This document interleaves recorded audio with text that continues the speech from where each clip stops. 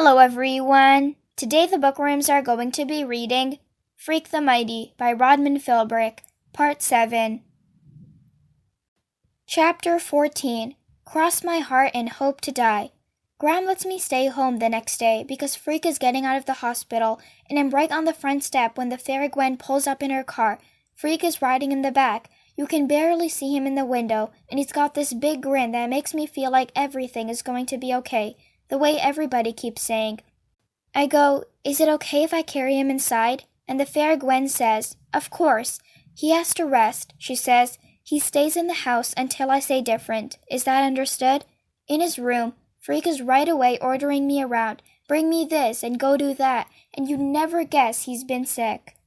A minor incident, he says, easily corrected by biogenic intervention.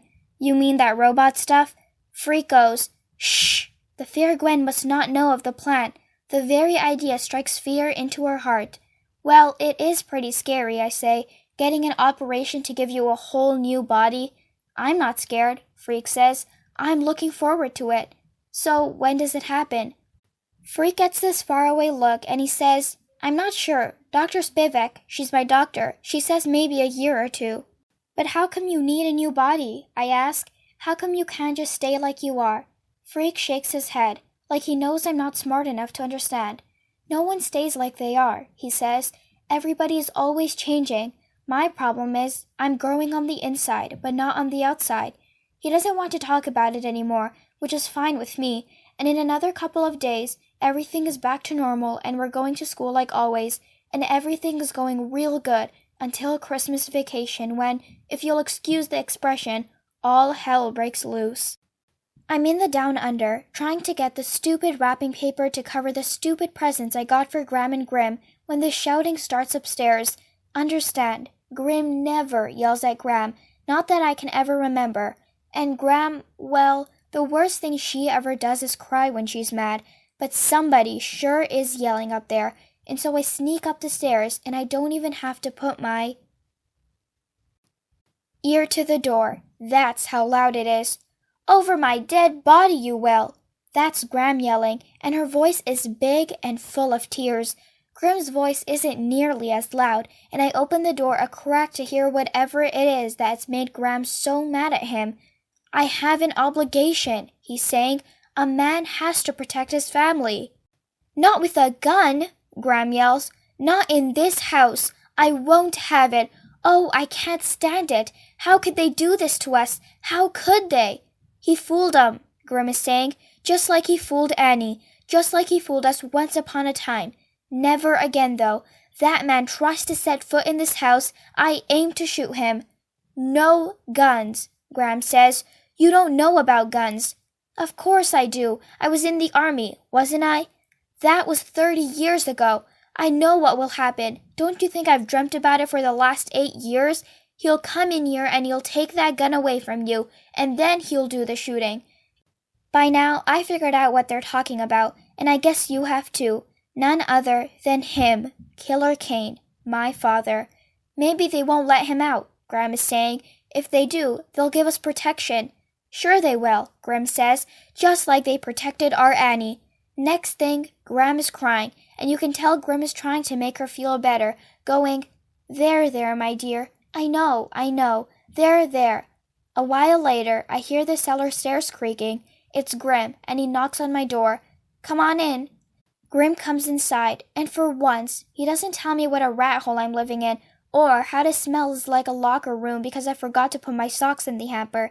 He sits on the edge of the bed and folds his hands together.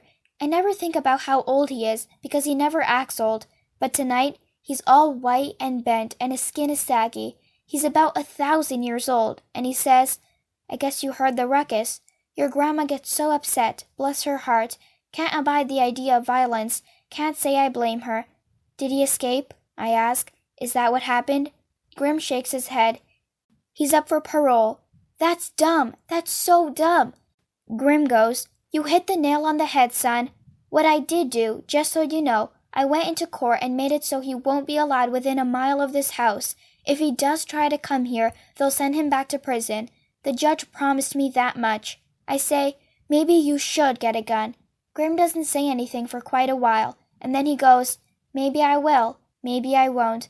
I can't tell your grandma about it, though." And it breaks my heart to lie to her. That's one thing we've never done. I won't tell. Grim is quiet again, and then he stands up from my bed, and in this real old tired voice he says, "Everything is going to be okay, Max. I'll make sure of it. But for the next few days, I want you to stay in the house. Promise me you'll do that. Cross my heart, I say. Cross my heart and hope to die." Chapter 15. What Came Down the Chimney. Christmas Eve is real quiet. Like Freak says, you could hear a mouse fart, which, even if it is a stupid joke, makes Grim smile and shake his head.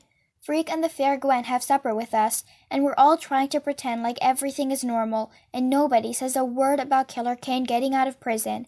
The fair Gwen is wearing this dark red silky blouse and a long black shirt that almost touches the floor, and her waist is so small she looks like one of those Christmas ornaments, the kind that makes a tingle bell sound when the branches move. Freak is all dressed up too. He's wearing this tweedy new suit that has patches on the elbows, and Grim says all he needs is a pipe and he'll look like quite the professor. "No tobacco," Freak says. "Nicotine is a toxic waste of time." "Just the pipe," Grim insists. "You don't have to smoke it." "Don't get him started on bad habits," Gram says. "Maxwell, pass the mint sauce." Mint sauce is one of Gram's specialities, and you'd be amazed how it improves everything, which is why I've been keeping it close by. Anyhow, the food is the best. You can't beat Gram for Christmas or Thanksgiving or birthdays, and we all eat until we're fit to bust, except the fair Gwen makes sure Freak doesn't eat too fast.